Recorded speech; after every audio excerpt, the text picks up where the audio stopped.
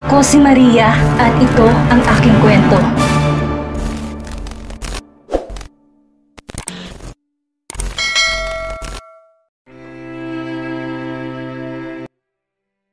Mula sa driver's seat ay lumipat si Daniel sa likod ng sasakyan para punasan ang luha ng asawa.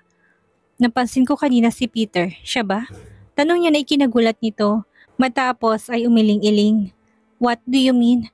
Pinagdududahan mo ba ako? Ani Kara na mapansin na mapaghinala nitong tingin. Of course not, I believe you. So pwede na ba tayong umuwi at mag-dinner? Hindi pa ako kumakain. Matapos ay umakbay na parang yayakap kaya medyo naguluhan si Kara sa ikinikilos nito. Yun pala hahalikan siya sa labi. Hinayaan naman niya ito hanggang sa unti-unting madala ng init na nararamdaman. Lumilikot ng kamay ni Daniel at nag-a-attempt na pumasok sa suot niyang damit. Kaya bago pa ito makalimot ay kusa na siyang umiwas at pinaling sa ibang direksyon ng mukha. Akala ko ba ay gusto mo mag-dinner? Sabi mo nga hindi ka pa kumakain. Malalim at nanunuot pa sa mga mata ni Daniel ang pagnanasa nang bumitaw ito. Eksaktong tumunog ang cellphone na kaagad namang sinagot. Hello Ryan, napatawag ka? Maririnig sa kabilang linyang ingay kaya hula ni Daniel ay nasa isa itong party. Bumalik na si Mandy. Nandito kaming lahat to celebrate her birthday. Punta ka na dito dali, sabi nito sa masayang tono. Napatingin naman siya sa asawa nang muling magsalita si Ryan. Hello Daniel, nandiyan ka pa ba? Hindi ka ba papayagan ni Kara? Gusto mong ipagpaalam kita? Anitong tatawa-tawa pa. Medyo nairita naman siya sa biro nito. Maghintay ka, pupunta na ako dyan.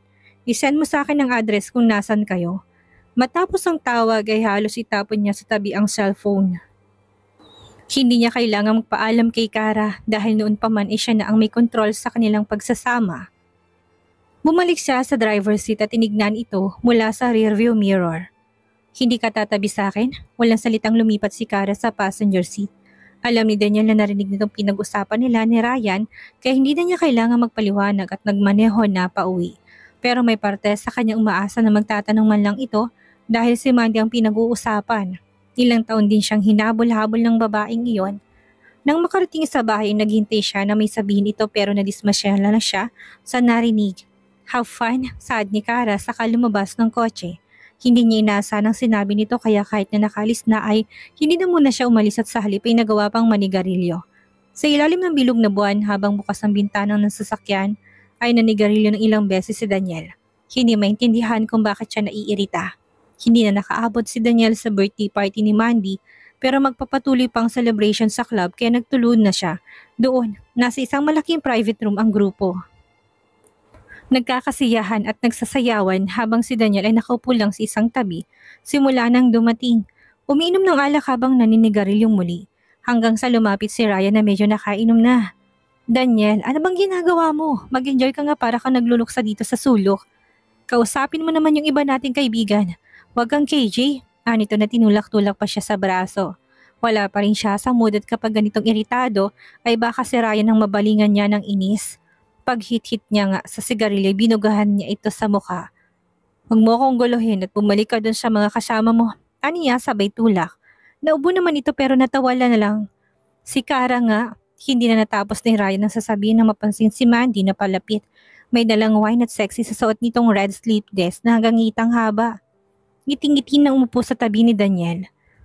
Bakit hindi mo dinala si Kara? Tanong ni Mandy. Hindi mo naman siguro siya tinatago sa akin, right? Natatakot ka may gawin ako? Mapaghamon niyang tanong sa kadinikit ng gustong katawan kay Daniel. Nasisiguro niya na walang lalaking makakatanggi kapag ganito na siya kalapit. Pero ang mga sumunod na pangyayari halos ikinahagalpak ng tawa ni Ryan. Paano ba naman kasi? Ay bigla na lang tumayo si Daniel at lumipat ng pwesto sa tabi ng kaibigan. Pinanggigitnaan na mismo nila si Ryan.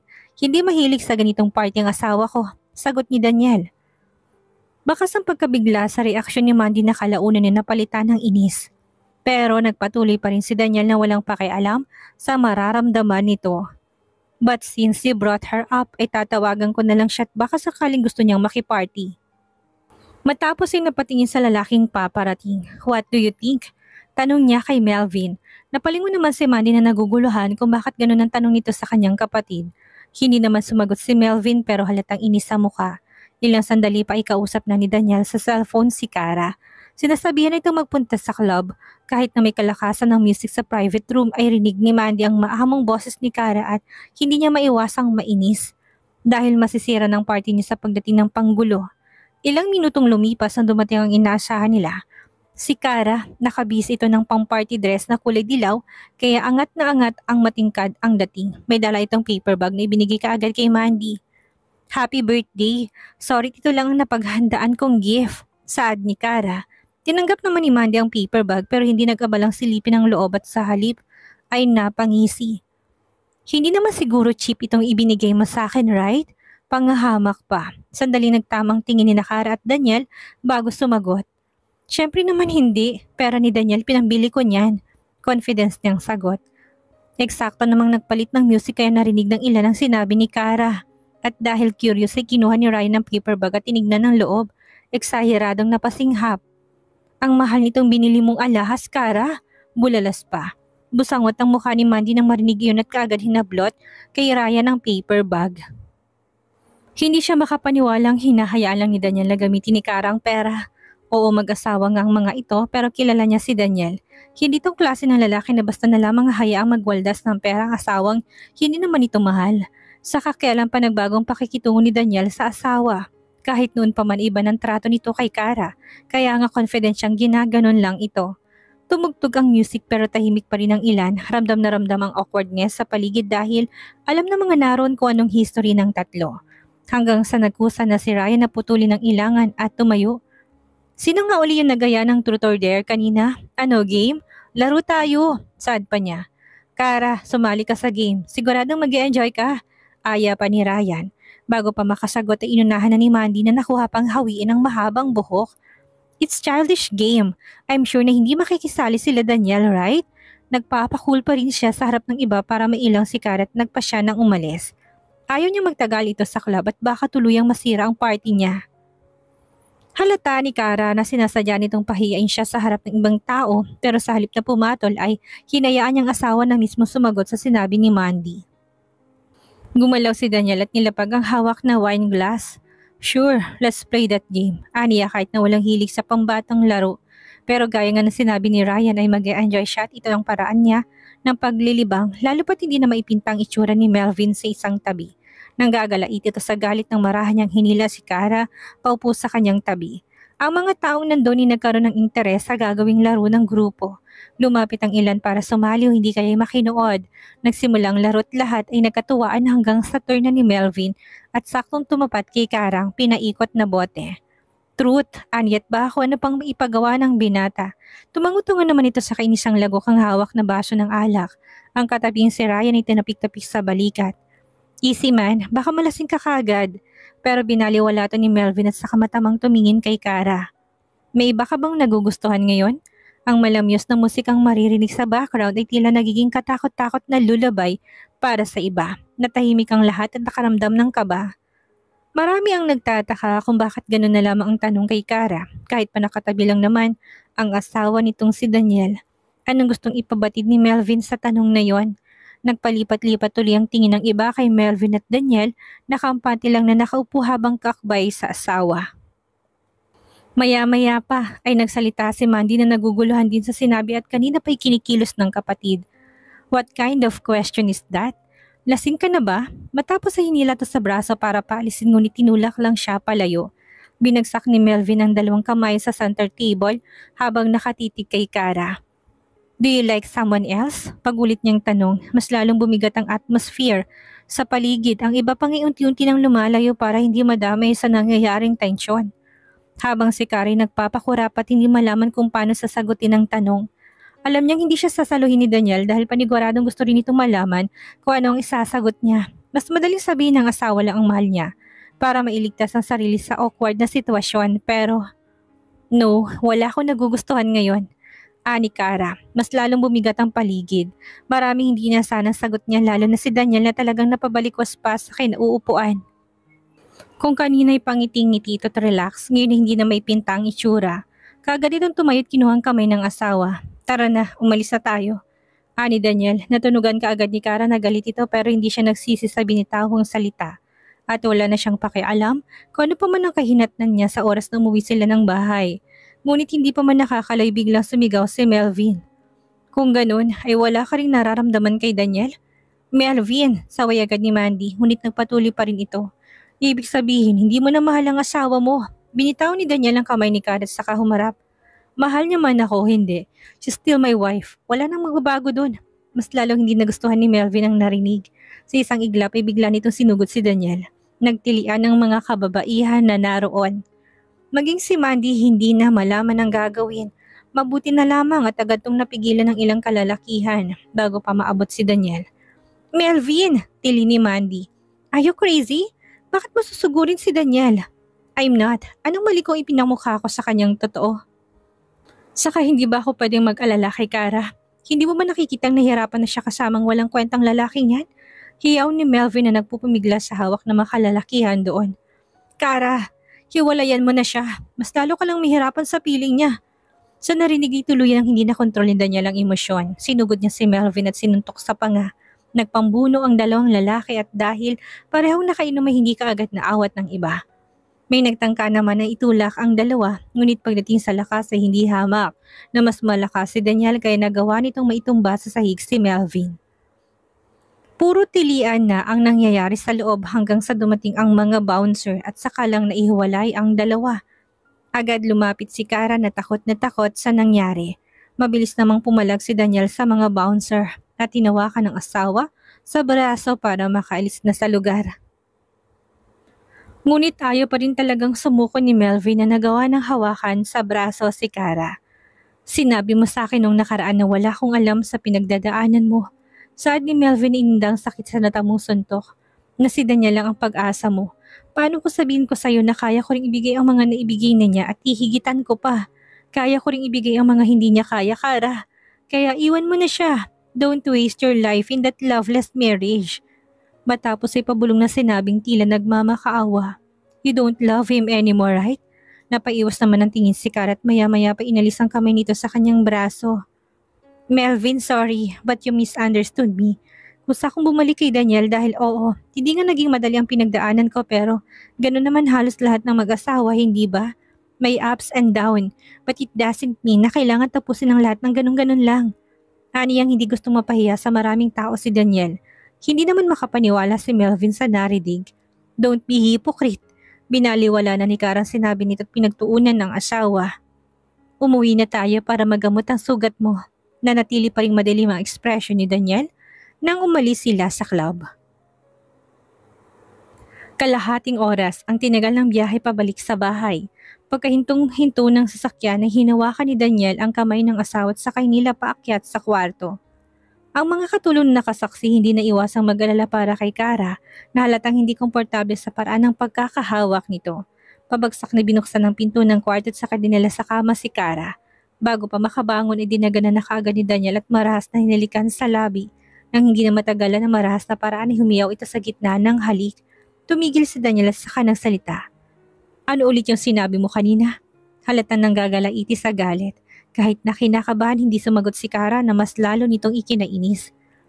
Ano bang ikinagagalit mo? Yung sinabi ni Melvin na handa niyang ibigay ang mga naibigay mo na hihigitan pa niya? O yung tanong niyang sinagot ko? Hindi ba totoo naman na wala akong nagugustuhan? Dahil hindi na kita mahal. Mas convenient yung ganun sa'yo, hindi ba? Sa relasyon natin mas tamang sabihin naggagamitan na lang tayo. Napalis ang anumang ekspresyong nakikita sa mukha ni Daniel at kalaunan ay napangisi. Really? So pwede kitang gamitin ngayon? Naunawaan agad ni Kara ang ibig nitong sabihin. Hindi niya naman gustong mangyari, wala siyang magagawa. Kailangan niyang magtiis. Marahan niyang hinaplos ang pisngi ni Daniel at baka sakalang huminahon ito. Pero bigo siya. Hinawakan ito ng mahigpit ang braso niya at nilagay sa uluhan.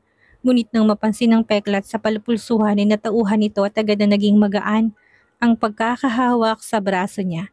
Hanggang sa dinampian ng malilit na halik ni Daniel ang peklat na animoy maiibsan ang sakit na naramdaman noon ni Kara. Nasakit ba? Umiling siya kahit nang totoo'y nasasaktan naman talaga pero ayaw na niyang palalain ang sitwasyon. Ang mahalaga ay kumalma na ito. Niyakap niya si Daniel saka pinakatitigan sa mata.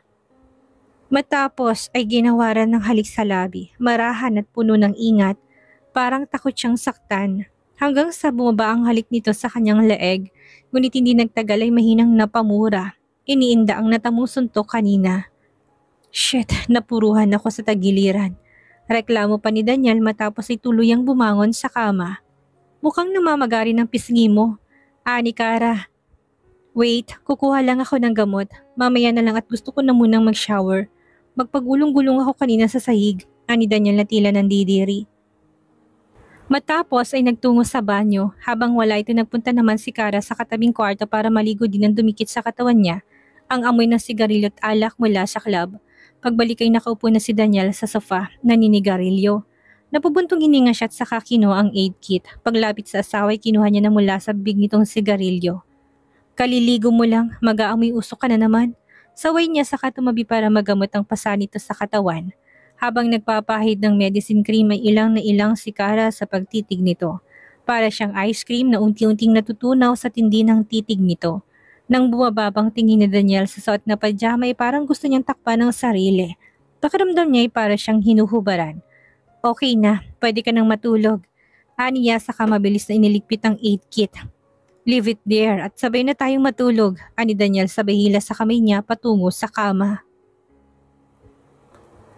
Ang away sa pagitan ni Daniel at Melvin ay kumalat at naging usap-usapan sa alta syosiyedad. Kahit si Daniel ang unang nagbitaw ng suntok ay mas naging pangit ang imahe ni Melvin dahil sa mga binitawang salita kay Kara. Hindi may pagkakailang may pagtingin ito sa babaeng may asawa na at tunay na kahiya-hiya para sa pamilya ng binata. Ang kumalat na balita ay nakarating na maging kay Lorin. Nakababalik lang ng bansa, nakipagkita kay Kara sa isang coffee shop malapit sa subdivision. Nang magharap ay nagreklamo kaagad tungkol kay Ryan. Gusto niya raw magbakasyon, ayoko nga't kauuwi ko lang. Anong tingin niya sa akin, robot, na hindi kailangang pahinga? Sumbong nito, nabalitaan kong bumalik ka na kay Daniel. Ayos ka lang ba? Wala siyang ginawang masama sa'yo? Tumango si Kara. Siyang dahilan kaya umuwi ng bansa si Lawyer Mendez para asikasuhin ang kaso ni Kuya. Bukod doon, pinalipat niya rin sa malaking apartment sila mama at nag-assign pa ng katulong at nilipat niya sa pangalan kong 2% shares ng kumpanya. Sa totoo lang, wala namang halaga kay Karang binigay ni Daniel. Ang importante sa kanya ay ang kapatid, ang mailabas ito sa kulungan. Napanganga si Lorin at nakuha na pang pumalakpak ng mabagal.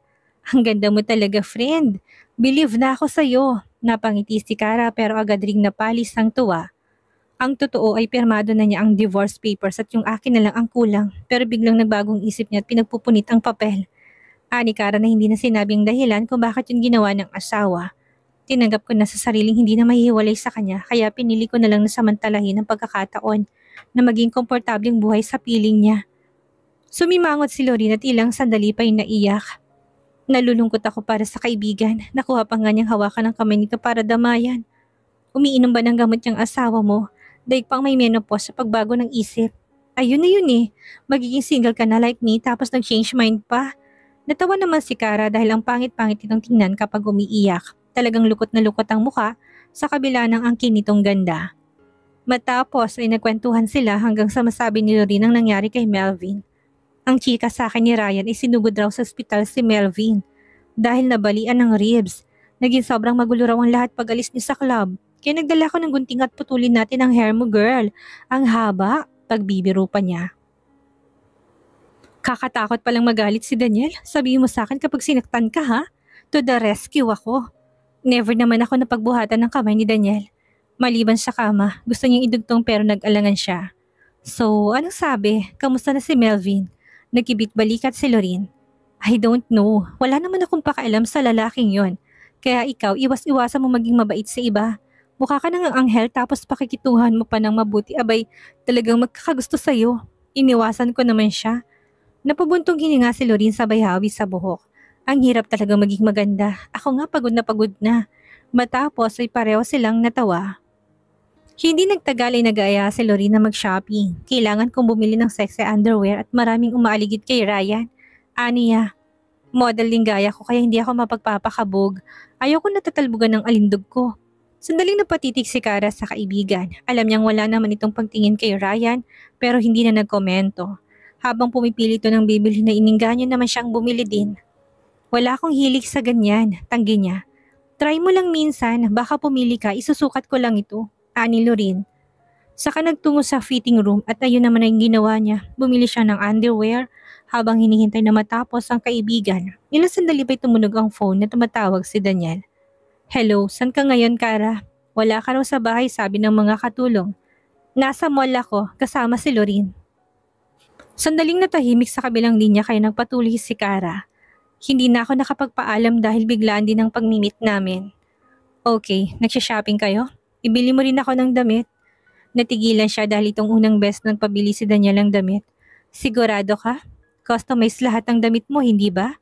Right, nakalimutan ko. Anito sa katinapos ng tawag. Naguguluhan tuloy na tinignan niya ang screen ng phone. Maya-maya pa'y lumabas sa fitting room si Lori na nagmamadali habang hawak ang phone. Kara, I need to go. May biglang appointment sa client. Sorry. Apologetic na sabi sa kamabilisan nagbayad sa counter. Ingat ka, aniya na makalayo ng kaibigan at naglakad-lakad siya na napadpad sa sinihan. Hindi niya pa gustong umuwi kaya nagpa siyang manood na muna ng pelikula. Pagkabili ng tiket ay may isang boses ang tumawag sa kanya. Kara, paglingon na bigla siya ng si Daniel at papalapit na sa kanya ngayon. Nakabihis na animo ay makikipag-date. Ano kayang gagawin ni Daniel ngayong tila nagbago ng ugali ni Kara sa kanya? Anong mangyayari sa tila date na magaganap sa kanila? Yan ang ating aalamin sa susunod nating kabanata.